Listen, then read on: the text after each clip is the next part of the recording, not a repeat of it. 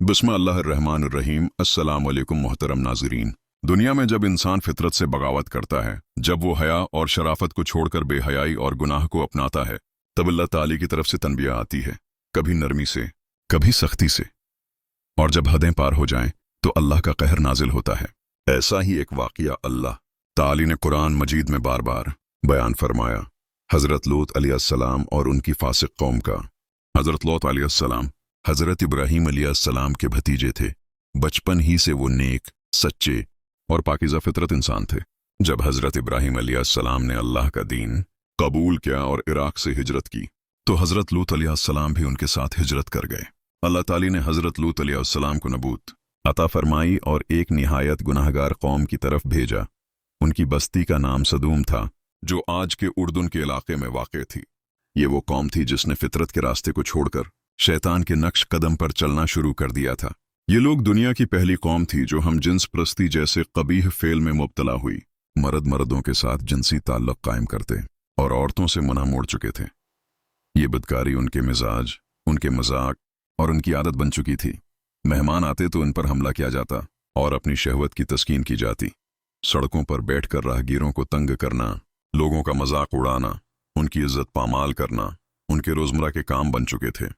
हज़रत लूत अलैहिस्सलाम उनके दरमियान बस यही पैगाम लेकर आए, अल्लाह से डरो, अपनी फितरत को पहचानो, इस रास्ते पर चलो जिस पर इंसान पैदा किया गया। उन्होंने नरमी से, शफकत से और मुसलसल इन लोगों को समझाया, क्या तुम ऐसा फहश काम करते हो जिसे तुमसे पहले किसी ने दुनिया में नहीं किया? क्या तुम मर्दों के पास शहवत के लिए आते हो औरतों को छोड़कर?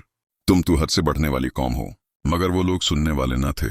उनके दिल पत्थर हो चुके थे, इनकी आंखों पर पर्दे पड़ चुके थे। हज़रत लूत अलैहिस्सलाम की बात सुनकर वो अल्टा हंसते, मजाक उड़ाते और कहते, ए लूत, अगर तुम बाज ना आए तो हम तुम्हें अपने शहर से निकाल देंगे। हज़रत लूत अलैहिस्सलाम का दिल टूट चुका था। वो जान चुके थे कि उनके समझाने से अब ये लोग बाज आने वाले नहीं। तब इन्होंने अल्लाह की तरफ रुजुआ किया और दुआ की, ऐ मेरे रब, इन फासिक लोगों के खिलाफ मेरी मदद फरमा। सूरह अल-अनकबूत 30। अल्लाह ताला ने उनकी दुआ कबूल की और 3 फरिश्तों को जमीन पर भेजा, हज़रत जब्राइल, हज़रत मिकाइल और हज़रत इसराफिल अलैहिस्सलाम। इनका पहला मकसद था हज़रत इब्राहीम अलैहिस्सलाम को हज़रत इसहाक की खुशखबरी देना और दूसरा मकसद था कौम लूत को नीसत व नाबूद करना। ये फरिश्ते इंसानी शक्ल में हज़रत इब्राहीम अलैहिस्सलाम के पास पहुंचे और उनके चेहरे खूबसूरत, नूरानी और जवान थे। हज़रत इब्राहीम अलैहिस्सलाम ने उनके लिए बछड़ा ज़ब्ह किया, मगर वो खाने को हाथ न लगाते। तब हज़रत इब्राहीम घबरा गए। फरिश्तों ने बताया, हम अल्लाह के भेजे हुए फरिश्ते हैं, हम इस कौम को हलाक करने के लिए आए हैं जिन्होंने हद से तजावुज़ किया। हज़रत इब्राहीम अलैहिस्सलाम ने कहा, लेकिन वहां तो लूत मौजूद हैं। फरिश्तों ने तसल्ली दी, हम जानते हैं, हम उनको और उनके ईमानदार अहले खाना को बचा लेंगे, सिवाय उसकी बीवी के जो अजाब में शामिल होने वाली है।